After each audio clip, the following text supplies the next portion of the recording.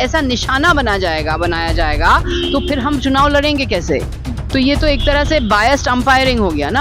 हम शांतिपूर्ण धरना दे रहे थे, अचानक दिल्ली पुलिस हमारे ऊपर टूट पड़ी, हमको घसीट के मुझे ज़मीन पे गिराया गया, मुझे घसीटा गया, किसी को ऐसा धक्का मुक्की करके हमको बस के अंदर पुश किया।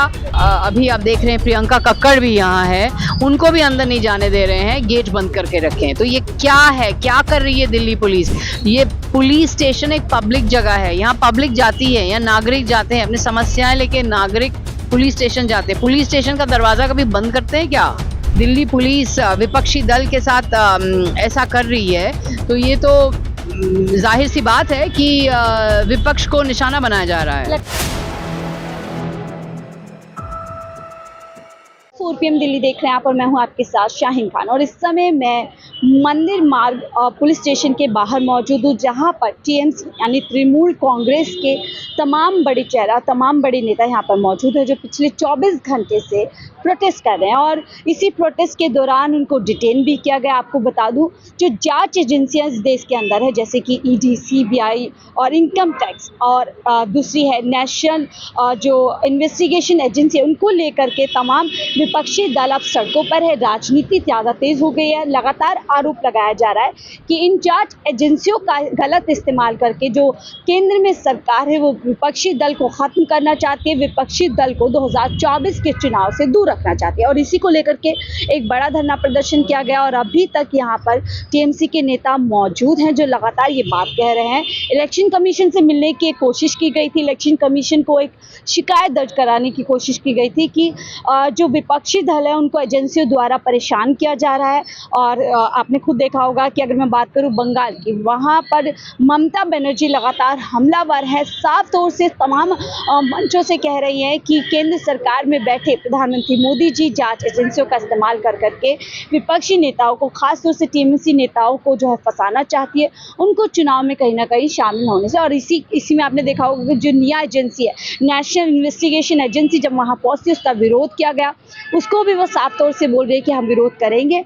हम इस तरीके से जो जांच एजेंसियों का सहारा लेकर के कहीं ना कहीं जो विपक्षी दल है उनको जो तंग किया जा रहा है, उनको परेशान किया जा रहा है, उसको लेकर के लगातार विरोध कर रहे हैं। इसी कड़ी में आपने देखा होगा दिल्ली के आम आदमी पार्टी जब ईडी द्वारा गिरफ्तार किए जाते हैं, तब भी ऐसा आरोप लगाया गया कि जो ईडी, सीबीआई, बड़ी जो जांच एजेंसियां जो निष्पक्ष हुआ करती थी, अब कहीं ना कहीं वो एक कठपुतली बन गई है और इशारों पे वो जो है अब काम कर रही है। और इसी के चलते जब ये विरोध प्रदर्शन हुआ, आम आदमी पार्टी ने भी अपना समर्थन टीएमसी को दिया। यानी कि कहीं ना कहीं दोनों पार्टीज को लग रहा है कि एक ही नैया के सवार हैं, एक ही जो है एजेंसीज द्वारा परेशान है। आप पीछे देख सकते हैं तस्वीरों में तमाम टीएमसी के नेता यहाँ पर मौजूद है। आम आदमी पार्टी की प्रवक्ता प्रियंका जी भी यहाँ पर मौजूद है, जो और सुबह हमने देखा होगा सौरभ भारद्वाज यहाँ पर पहुंचे थे अपना समर्थन देने के लिए। तो आम आदमी पार्टी और टीएमसी और इसके अलावा तमाम विपक्षी दल जो है इस समय साथ में है कि लगातार जिस तरीके से यहाँ पर आरोप लगाया जा रहा है कि कहीं ना कहीं जांच एजेंसियों का गलत इस्तेमाल करके विपक्षी दलों को परेशान किया जा रहा है। हमारे साथ टीएमसी की लीडर सागरिका है, जो कि राज्यसभा एमपी है, उनसे सीधा जुड़ेंगे। जो ये प्रदर्शन किया जा रहा है जांच एजेंसियों के द्वारा, आखिरकार इसके पीछे मैम क्या उद्देश्य है? हम ऑल इंडिया तृणमूल कांग्रेस कल 5 बजे से चुनाव आयोग के सामने शांतिपूर्ण तरह से धरना दे रहे हैं। हम इसलिए धरना दे रहे हैं क्योंकि हम इलेक्शन कमीशन की ध्यान आकर्षित करना चाहते हैं कि जिस तरह भाजपा केंद्रीय एजेंसीज का दुरुपयोग कर रही है और विपक्ष को निशाना बना रही है। तो इसके कारण जो हमारा चुनाव आ रहा है, आम चुनाव 2024 का जो चुनाव है, ये लेवल प्लेइंग फील्ड नहीं रहेगा, क्योंकि ये जो ईडी, एनआईए, आईटी, सीबीआई, ये सारे विपक्ष को टारगेट कर रहे हैं, विपक्ष को निशाना बना रहे हैं। तो अगर हमें ऐसा निशाना बनाया जाएगा तो फिर हम चुनाव लड़ेंगे कैसे? तो ये तो एक तरह से बायस्ड अंपायरिंग हो गया ना। ये आदर्श आचार संहिता अभी लागू है, तो इसीलिए हमने चुनाव आयोग से ये दरखास्त की है कि आप इस पर ध्यान दें, इस पर हस्तक्षेप करें और भाजपा के खिलाफ एक्शन ले जहां वो इस तरह से केंद्रीय एजेंसीज का दुरुपयोग कर रहे हैं। तो इस मुद्दे को लेकर हम शांतिपूर्ण धरना दे रहे थे चुनाव आयोग के सामने। हम शांतिपूर्ण धरना दे रहे थे, अचानक दिल्ली पुलिस हमारे ऊपर टूट पड़ी, हमको घसीट के मुझे ज़मीन पे गिराया गया, मुझे घसीटा गया, किसी को ऐसा धक्का मुक्की करके हमको बस के अंदर पुश किया, फिर हमें कोई अनडिस्क्लोज लोकेशन में ले गए, तो हमने हल्ला मचाया कि कहाँ ले जा रहे, हमें मंदिर मार्ग लेके चलिए, क्योंकि ये मंदिर मार्ग ही ये इसी का पुलिस स्टेशन है, इसी का बनता है, तो यहाँ लेकर आए। हमने सारे 10 मेंबर डेलीगेशन यहाँ रात बिताए, यही रहे। सुबह हमने फिर से अपना धरना चालू किया यहाँ, क्योंकि हम तो वहाँ धरना दे रहे थे, तो हमें तो वहाँ करने नहीं दिया, हमें यहाँ ले आए, तो हम यही धरना दे रहे हैं। तो फिर मैं सुबह चली गई थी मेरे साथियों के लिए खाना लेने के लिए। ये भी मेरे कॉलीग है नदीम उल हक जी, ये भी सुबह फ्रेश होने के लिए गए थे। हम लोग जब आए, हमें अंदर नहीं जाने दिया, गेट बंद कर दिया दिल्ली पुलिस ने।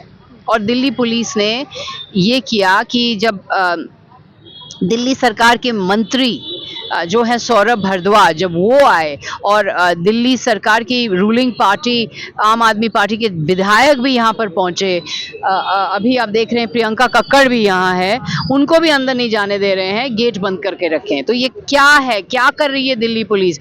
ये पुलिस स्टेशन एक पब्लिक जगह है, यहाँ पब्लिक जाती है, यहाँ नागरिक जाते हैं अपनी समस्याएं लेके, नागरिक पुलिस स्टेशन जाते हैं। पुलिस स्टेशन का दरवाजा कभी बंद करते हैं क्या? पुलिस स्टेशन का गेट कभी बंद करते हैं क्या? मैम फिर कैसे देखते हैं आप लोग ये भी आरोप लगा रहे हैं कि जितनी भी जांच एजेंसियां है वो विपक्षी दल को लगातार जो है इस तरीके से परेशान करने की, और कि इस चुनाव से, और अब आप दिल्ली पुलिस का भी रवैया आप बता रहे हैं, तो क्या लगता है? इस तरह हम विपक्षी दल हैं, आपको पूछना पड़ेगा कि हम अगर सत्ता पक्ष दल होते तो क्या सत्ता पक्ष मंत्री को ऐसे रोका जाता? क्या ऐसे सत्ता पक्ष सांसद ऐसे रास्ते पे क्या बैठे रहते हैं? इस तरह से मैं और जैसे नदीम उल हक, हम राज्यसभा के सांसद हैं, हम देखिए कैसे हम बैठे हैं रास्ते पे, हमें यहाँ बैठा के रखा है, उन्हें अंदर बंद करके रखा है। तो इस तरह से दिल्ली पुलिस विपक्षी दल के साथ ऐसा कर रही है, तो ये तो जाहिर सी बात है कि विपक्ष को निशाना बनाया जा रहा है। लगता है किसी के इशारों पे काम किया जा रहा है। हो सकता है। लेकिन मैम आप लोग लगातार, चाहे आप वो जितने भी विपक्षी दल हम कह रहे हैं सड़कों पर है, एक तरीके से दिल्ली के अंदर भी केजरीवाल जी को लेकर के विरोध हो रहा है लगातार, उनकी गिरफ्तारी को लेकर के, और उधर पीएम मोदी लगातार मंच से भ्रष्टाचार के खिलाफ लड़ाई की बात कर रहे हैं, कह रहे एक एक अंदर जाएंगे जिन्होंने भी भ्रष्टाचार किया। तो इस पर मैं ये कहना चाहूंगी कि ये तो बीजेपी की वॉशिंग मशीन की बात हो गई ना, कि सारे भ्रष्टाचारी जो हैं वो सारे विपक्ष में है क्या? सरकार में कोई भी भ्रष्टाचार नहीं है। शुभेंदु अधिकारी जब टीएमसी में होते हैं भ्रष्टाचारी होते हैं, जब भाजपा में चले जाते हैं दूध सी सफेदी छा जाती है उनके ऊपर, वो एकदम साफ हो जाते हैं। हेमंत बिस्वा शर्मा जब वो कांग्रेस में होते हैं भ्रष्टाचारी होते हैं, जब वो भाजपा में चले जाते हैं वो बिल्कुल सफ़ेद हो जाते हैं, बिल्कुल क्लीन हो जाते हैं। इंडियन एक्सप्रेस ने एक रिपोर्ट की थी कि 2014 के बाद 25 विपक्षी नेता भाजपा में चले गए, और 25 में से 23 को, जो 25 विपक्षी नेता जिन पर केसेस थे भाजपा गए, और 25 में से 23 को एकदम पूरा क्लीन चिट मिल गई। तो ऐसा तो नहीं हो सकता है ना। कौन सा भ्रष्टाचार की बात कर रहे हैं? किसका क्या भ्रष्टाचार? भ्रष्टाचार से वो opposition, 95% cases of ED are against opposition. अपने अंदर जो भाजपा के अंदर जो भ्रष्टाचारी है उनको क्यों नहीं पकड़ते? अशोक चव्हाण को देखिए, अशोक चव्हाण को अब भ्रष्टाचार बोले, और जब अशोक चव्हाण कांग्रेस छोड़ दिया तो फिर वो बिल्कुल साफ हो गया, साफ हो गए। बिल्कुल सवाल है, लेकिन इसके जवाब नहीं मिल रहे, साथ ही में जवाब नहीं मिल रहे। मैम आप लोग यहाँ पे प्लेइंग जो लेवल प्लेइंग फील्ड की बात कर रहे हैं तमाम विपक्ष, उधर पीएम मोदी लगातार कह रहे हैं कि अभी तो सिर्फ ये ट्रेलर है, बड़ी पिक्चर बाकी, और अपना जो चुनाव का प्रचार प्रसार है उसको कंटिन्यू, लग नहीं रहा आपको समय बर्बाद हो रहा है आप लोगों का? नहीं, देखिए हम विपक्ष हैं और हम लड़ रहे हैं, हम मैदान में हैं, हम विपक्ष है, मैदान में है, लड़ रहे हैं। हम सोचते हैं कि हम बंगाल में हमारी भारी बहुत बड़ी जीत होगी। हम लड़ रहे हैं। तक आप लोग फिर यहाँ पर अभी कंटिन्यू? हम अभी 5 बजे तक हैं, हमारा धरना जारी रहेगा। इलेक्शन कमीशन से कोई रिस्पांस आया आप लोगों को? हम मिले हैं, हम फुल बेंच इलेक्शन कमीशन के पास गए थे और उनमें हमने अपना दरखास्त रखी, उनके पास लेटर रखा, तो उन्होंने कहा कि वो जांच करेंगे, देखेंगे। इलेक्शन कमीशन की भूमिका आपको निष्पक्ष लग रही है? जिस तरीके से अभी भी मंच से धर्म को लेकर के लगातार बयान दिए जा रहे हैं सत्ताधारी लोगों को। देखिए, इलेक्शन कमीशन के ऊपर मैं कुछ टिप्पणी नहीं करना चाहूंगी। मैं सम्मान करती हूँ इलेक्शन कमीशन का, और इलेक्शन कमीशन इस टाइम सब कुछ संभाल रहे हैं क्योंकि आदर्श आचार संहिता लागू है। तो हम यही कहना चाहेंगे कि इलेक्शन कमीशन को दिखाना चाहिए कि हाँ वो एक्चुअली निष्पक्ष हैं।